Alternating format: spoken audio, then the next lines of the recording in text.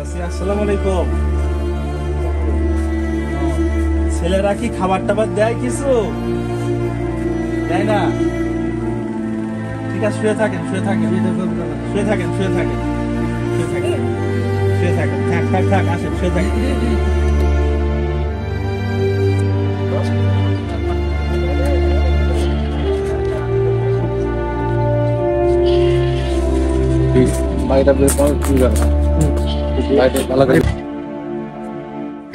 ছবিটা দেখে দেন।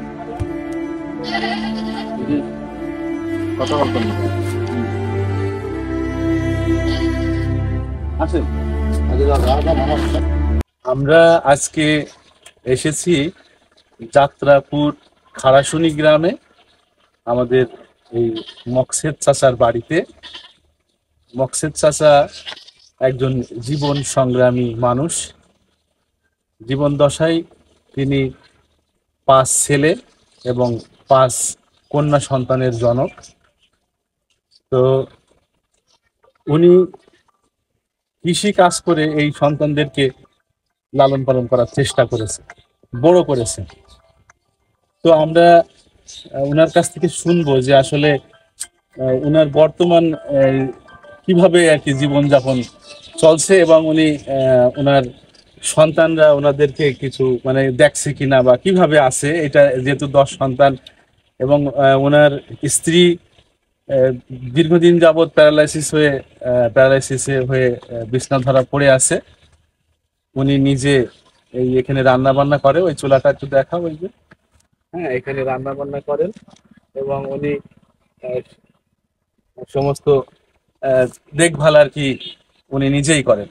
মকসেদ চাচার যে 5 সন্তান, এরা কিন্তু মকসেদ চাচাকে কোনো রকম কোনো ধরনের সহযোগিতা করে না। উনি সারাদিন বিভিন্ন জায়গায় যে একটু হাঁটাহাঁটি করে চলাচল করে মানুষের কাছ থেকে যে একটু সাহায্য সহযোগিতা পায়, সেই সাহায্য সহযোগিতা দিয়েই তার স্ত্রী এবং তার জীবনযাপন করছে। এবং এই আমাদের আজকে যে এইখানে আসার আসলে উদ্যোগ তো মেন হচ্ছে যে আমাদের ফরিদ মামা আছে, বিশিষ্ট ব্যবসায়ী। ফরিদ মামা আসলে ওনাদেরকে একটু দেখাশোনা করে, ওনার কাছ থেকেই আমরা আর কি চাচার খোঁজখবর নিয়েছি।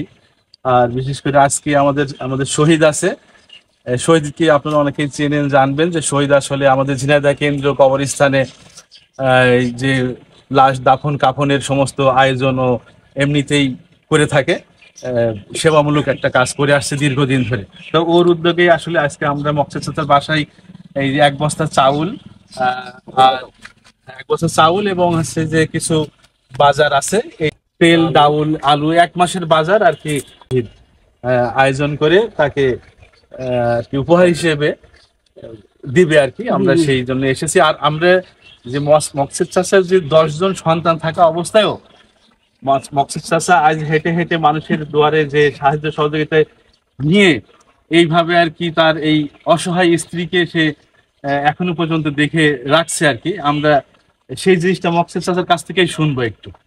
চাচা আপনার হ্যাঁ আপনার কয় সন্তান? আপনি যে বললেন ওই ওই ওই 10। আচ্ছা, আপনার 5 ছেলে। জি, আর মেয়েও। আচ্ছা, তো আপনার এই ছেলেরা তো এখানেই থাকে আশপাশে না? ওই ওই যে ওই ছেলে এই গ্রামের পাশে থাকে। আর একটা ছেলে বিদেশে না? একটা ছেলে বিদেশে, 2টো ছেলে বিদেশে ধরে। 2টো ছেলে। আর এরা হলে তারে থাকে। ছেলেরা কি আপনার মানে এগুলো খোঁজ খবর রাখে, আপনার বাজার ঘাট বা এরকম না টাকা পয়সা দেয়? না, কিছু দেয় না। ওরা কয় যে আমার চলে না, ওরা বলে ওদেরই চলে না। এই যে আপনার ওয়াইফ স্ত্রী মানে ওদের মা জননী যে অসুস্থ, আপনি যখন কোনো কাজে যান, সকালে যে শহরে যান আর সন্ধ্যায় আসেন, না এই সময় কি দেখে কেউ? আপনার বিটার বউরা ওই গ্রামের মাসের কাছে শুনবে না, আমার কেউ দেখে না, কোনো এই একক তো ভাতও দেয় না। না, ওই কথা ও বললি শুধু কান। আচ্ছা, আমরা একটু ওই ভিতরে দেখাই, একটু দেখো ওই যে আক্তার, তুমি ভিতরে দেখাও, চাচি ওখানে শুয়ে আছে। দেখে আবার আসসালামু আলাইকুম। কথা বলতে পারি না। ছেলেরা কি খাবার টাবার দেয় কিছু? দেয় না? ঠিক আছে, শুয়ে থাকেন শুয়ে থাকেন শুয়ে থাকেন শুয়ে থাকেন শুয়ে থাকেন শুয়ে থাকেন থাক থাক থাক, আসেন শুয়ে থাকেন। চলো আমরা বাইরে আসেন চাচা, আসেন। বহু টাকা নিয়ে। আচ্ছা মানে কতদিন ধরে চাষি এই অবস্থায় মানে এই বিছনা ধরা হয়েছে? নয় এই 10 বছর। 9-10 বছর। ও এর ভিতরে সব আপনি একাই সেবা শ্রদ্ধা করেন? আমি আল্লাহ পাক আমার শক্তি রেখে এই দেখেন এই আমি গাড়িতে পড়ে দিই, হ্যাঁ হ্যাঁ এই গাড়ি উঠিয়ে পড়ে হ্যাঁ, এই খোড়া হয়ে গেলাম, তার লাঠি আচ্ছা। ওইরকম একটা লাঠি বকল দেওয়া। তো ডাক্তাররা বলতো যে তুমি তো বড় রোগী, হ্যাঁ। চিকিৎসা তুমি ও কি করে ডাক্তার? 10 বছর ধরে সে হাঁটতে পারে না, এইভাবে বিছনা ধরে আপনি তো সেবা করে আসছেন। হ্যাঁ, রান্না করে কে? আমি এই যে কেবল রান্না খাওয়াই দেয় কে? আমি তারপরে বাথরুম টাথরুম এগুলো সমস্ত পরিষ্কার করে সব কিছু ওই বিছানায় সব। আপনি যখন শহরে থাকেন তখন উনি ওনাকে খেতে দেয় কে? ওই আমি ধরেন কিছু খাইয়েছে যাই, আবার এসে খাওয়াবে। আবার এসে খাওয়াই। ও আচ্ছা। কেউ আসে না। তাহলে এই যে বৌমা 5টা ছেলে এই আশপাশে থাকে, দেখতে আসবে না, দেখতেও আসেন? দেখলাম আমি করি তোমার বেশি লেট করিনি তো ভাইয়ের কাছে দৌড়িয়ে তুলে দৌড়িয়ে পড়ে দেখেন না কি করে, ছটফট করে। আর খাওয়া দিস করবে এনে দেন ভাই। হ্যাঁ আমি বাড়ি খাইতে খাবো। ওই আমি খাবো না ভাই। আগে তো বসে সুন্দর করে খেতে হবে বাসায়, এখন খাওয়া না, আসলে এমন অবস্থা দেখা যায় যে এমন থাকলে অনেকেই বউ এরকম ফেলে ছেড়ে চলে যায়। মানে আপনি এটা এরকম তো আসলে খুব কম আছে। পাখির বাচ্চার মতো। হ্যাঁ হ্যাঁ, আপনি তাকে আগলে রেখেছেন। কোন জায়গায় যেও শান্তি নেই, খাইয়েও শান্তি নেই। আচ্ছা, ছেলেরা দেখে না কেন? কি জন্য? কি দেখে বলে? না ওরা কয় যে আমাকে যে অভাব ছেলে পেলে। তো মা না খেয়ে থাকে এখানে পড়ে, আপনি আমার মা বাপের একটু কপাল ধরে তাই মানে ফিট হয়ে গেছে। হ্যাঁ হ্যাঁ হ্যাঁ, আমার ঠিক, মা ঠিক। বাপের জন্য হ্যাঁ। মাঠের জমি, ওই মাঠের 3 বিঘে জমি বেশি হয়ে গেছে। আপনি- বাপের কাছে শুনে রাখেন। কিন্তু আপনার সন্তানরা এমন হলো কেন যে 5টা ছেলে কেউ দেখে না, কেউ খোঁজ নেয় না, কেউ এখনকার সময়- একত্র খাতি দেয় না? কুষ্টিয়ার হাসপাতালে 4 মাস আমার বাপের নিয়ে ঝিঙে দেয় 1 মাস। হ্যাঁ, মান নিয়ে ওরকম ঢাকা খুন রাখে বেড়াইছে কিন্তু আপনার ছেলেরা আপনার দেখে না। অভাব। আচ্ছা, আপনি বলছিলেন যে ওই আপনার কোন মানে মেয়ে সোনার নিয়ে চলে গেছে, কিভাবে? ওই নিয়ে মানে আমি এই ইচ্ছা করে না থাকা করে এই দিকে। তা আমার এই পাকিস্তান করে শখের একটা জিনিস, হ্যাঁ, আন্টি। আনছে। তা মনে করেন যে কি করবো, আমার কেউ তো যায় না, চালু দেবে না, কিচ্ছু না, বুঝলেন। ওই যে নিয়ে যে মনে করেন বেশ খুব মন থাকছে না। হ্যাঁ, পাকিস্তানি এই পর্যন্তই নিয়ে নিয়ে তা কেউ জানেও না। হুম। তা ওই মেয়ের কাছে গেলাম পাগলাখানা। হ্যাঁ, হ্যাঁ। যে কোনো তোমার আমার এই জিনিসটা দেখি 5,000 টাকা দাও। হুম। তা করলে আমি 5,000 টাকা দিতে হবে না, 3,500 টাকা দিই। আমার তাই দাও। হুম। হ্যাঁ, দিয়ে ডাক্তার নিয়ে এসে তোমার 400 টাকা দিয়ে স্যালাইন, হ্যাঁ ওই কাছে হুম, হুম। ওই স্যালাইন ওষুধ ডাক্তারের দিয়ে তারপরে পরের দিন সকালে যে হোস্টেল। ও আচ্ছা আচ্ছা হ্যাঁ, আমি ও শোনার মায়া করিনি। আচ্ছা। এখন সেই টাকাটা আজকে ফোন করলে হুম। আমি বললাম যে আমি জীবনও সুযোগ কারবার করি না। ও আচ্ছা, লাভ সহ নিয়ে আসতে বলছে এখন? হ্যাঁ। লাভ দিয়ে? হ্যাঁ, তা আমি আচ্ছা। যদি চলেও যাই হ্যাঁ। আমি ওই সুদের টাকা দিতে পারবো। ও আচ্ছা, তোমার কাছে রাখি কি? মানে নিজের সন্তানের কাছে, আপনার কন্যা হ্যাঁ। সন্তানের কাছে আপনি আংটিটা রেখে আসছিলেন, রেখে 3,000 টাকা নিয়ে 3,500 শোনা 4 আনা ওজনের সোনা আর কি, 4 আনা সেই আংটি কেটে মানে বন্দুক মতো রেখে 3,500 টাকা নিয়ে আসছিলেন, নিয়ে এসে ওরই মার ট্রিটমেন্ট করেছেন। কিন্তু সেটা এখন নিয়ে আসার জন্য ওই 3,500 পাশাপাশি আরো লাভ চাচ্ছে। হ্যাঁ, লাভ ওই সুদ? হুম, সুদে? 6 মাস আমার ওই 6,500 দাবি করে। ও 6,500, মানে ওই 3,000 টাকা বেশি আছে। তা আসলে আপনি যে সন্তান জন্ম দিয়ে খাওয়ায় পড়ায় বড় করেছেন কিন্তু মানুষ করতে পারেননি, ওরা মানুষ হয়নি। আমার গা রক্ত পানি ভাইয়ের কাছে শোনেন। হ্যাঁ। আমি কোনদিন বিছানা মাথায় অনেক ঢাকা খুলনা এই সারা বাংলাদেশ আবার ওই কেন্দ্রে কালীগঞ্জ ঝিঙে যায়। হ্যাঁ। এই ভাইয়ের বাসায় কতদিন থেকে আসুন।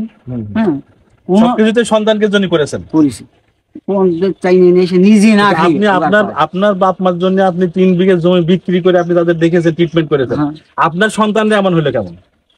এরকম কি এইটা আমি বলতে পারবো, মিষ্টি দিয়ে এরকম হয়ে গেল। আচ্ছা, সন্তান এই পৃথিবীর বুকে ভূমিষ্ঠ হওয়ার পরেই প্রত্যেকটা বাবা মা সেই সন্তানকে কত যত্নে আদরে বড় করে তোলে।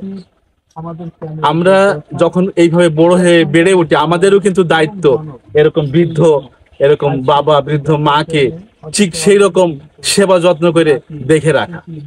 এটা কিন্তু আমাদের দায়িত্ব। আমরা কয়জনে এই দায়িত্ব পালন করছি? আমরা আসলে এরকম অমানবিক না হই। আমরা নিজের বাবা মা আত্মীয় স্বজন যারা আছে, আমাদের যাই উপার্জন হোক না কেন, সেখান থেকে আমরা চেষ্টা করব তাকে কিছুটা সহযোগিতা করার। তো আমাদের শহীদ আছে, এই শহীদ আমার ছোট ভাই, ও কিছু বলবে।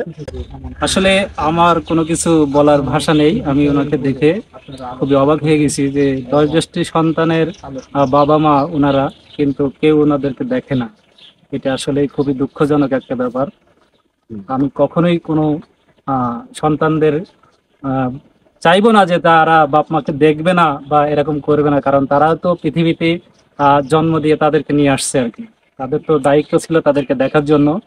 তবে আমিও এটা আশা করব না যে তাদের সন্তানরা যাতে তাদের সাথে এরকম করুক, এটা আমি চাইবো না কখনোই। তবে সবাই ভালো হয়ে যান, সবাই বাপ মাকে দেখেন, সেবা যত্ন করেন। বাপ মার পায়ের নিচেই সন্তানের বেহেশত, এটা সবাই মাথায় রাখবেন। এই যে ইনাদের বাসার, হ্যাঁ, এই বাড়ির এটা যে শুধু ঘর আছে, বারান্দা নাই, হ্যাঁ, টিনের একটা চাল নাই, এই শুধু 2টা ঘর আছে, একটা ঘর কমপ্লিট নেই, মানে এরকম পরিত্যক্ত অবস্থায় পড়ে আছে একটু সংস্কারের অভাবে।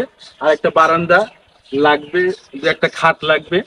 তো মানে আমরাও চেষ্টা করবো এগুলো। আর হুইল চেয়ার খুব একটা হুইল চেয়ারের প্রয়োজন, একটা হুইল চেয়ার আপনারা আসলে যদি বাড়াতে হবে। হ্যাঁ, একান্তই দরকার। হুইল চেয়ারের দরকার। আপনারা আসলে সমাজে যারা বিত্তবান এবং দানশীল ব্যক্তি আছেন, তারা অবশ্যই এই বিষয়টি দেখবেন। এই খারাশুনি যাত্রাপুরে আমাদের এই মকসেদ চাচার বাড়ি, আপনারা এখানে আসলে ওনাকে পাবেন, একটু সহযোগিতার হাত বাড়িয়ে দেবেন।